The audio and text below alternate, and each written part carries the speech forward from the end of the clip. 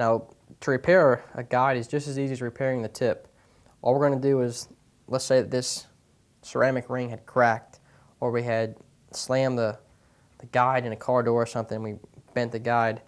All we're going to do is take that guide, pull it off, and put a new one on. What we're going to do, just like when we took the tip top off, is cut in and up. The trickiest part here is just getting it started. And I prefer to, don't worry too much about getting the epoxy off right against where your epoxy starts against the blank. If you try to get that exact, you may nick the blank or nick some of the paint off the blank at least. I try to cut into the guide foot first because you can't hurt that guide foot. You're going to take it off anyway. So right where that bump is, you know that the guide foot is under that thread.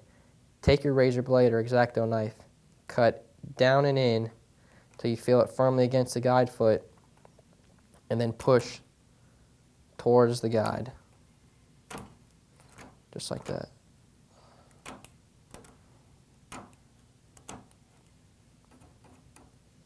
You can see we're just taking that right off.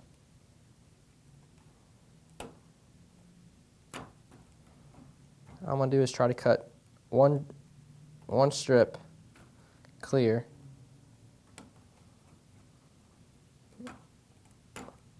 As far down as the guide foot goes.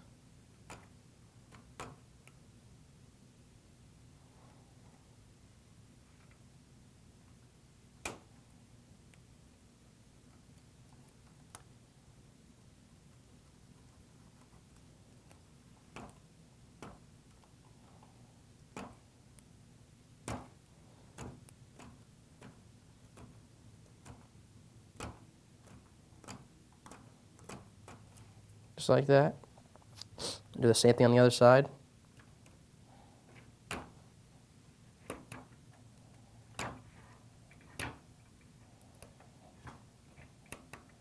Again, a really nice thing to have here is the power wrapper, just to sit that rod in. I don't have to hold the rod. I can have both hands free to do what I need to do.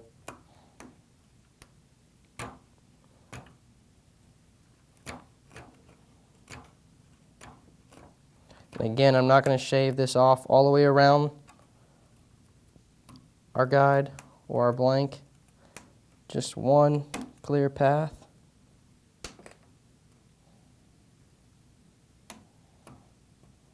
And it's probably a better idea to wear glasses when you do this, when you're flicking some of that epoxy off. You don't want to get it in your eye. Okay. And then usually, if we take the guide and push it or pull it, or sometimes even just take a little pair of pliers. I'm not going to do it here because I want to save this guide. I'm going to put it back on, and we can twist it around. I'm just going to clean this up a little more, and it should go.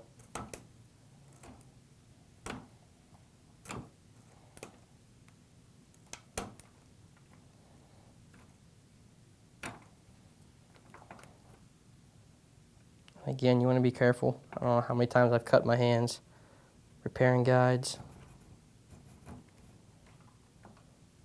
but it's too many.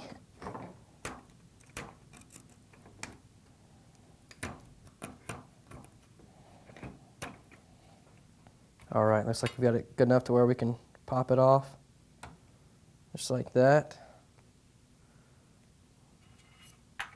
Now all I'm going to do is just take my razor blade and push my thread wraps back and peel them away.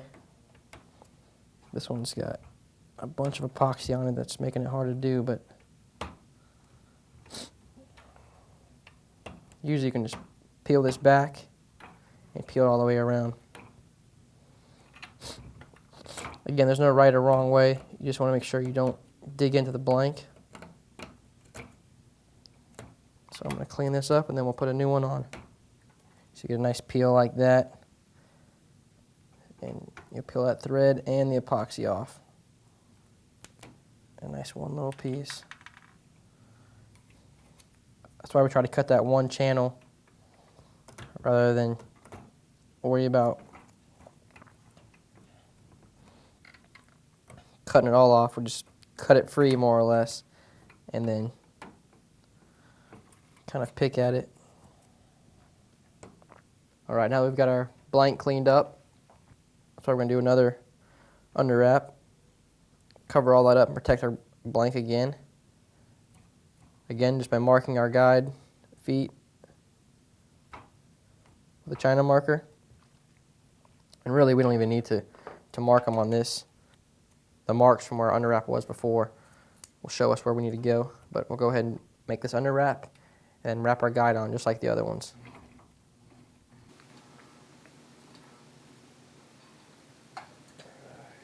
Under wrap done.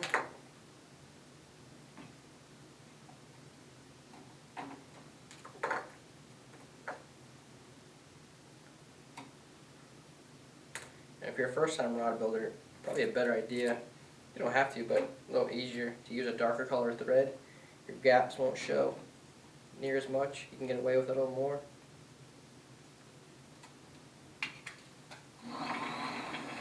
Tighten that up a little bit. One thing you can do, as opposed to taping your guides on there every time, which is fine, but just one more step, you have to take the tape off. Sometimes your thread gets caught in it. Another thing you can do to fix your guides on your blank or your wraps is use some guide foot adhesive. It's just a mild adhesive that you can stick on the bottom of the guide foot. I'll heat the glue up a little bit. I'll heat the guide foot as well. Just slide it on over top of it, like that.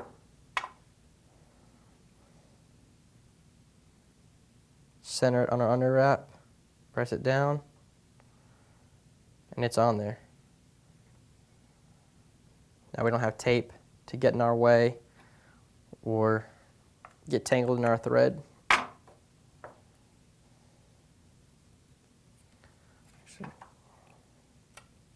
So we'll wrap these guides, these guide feet.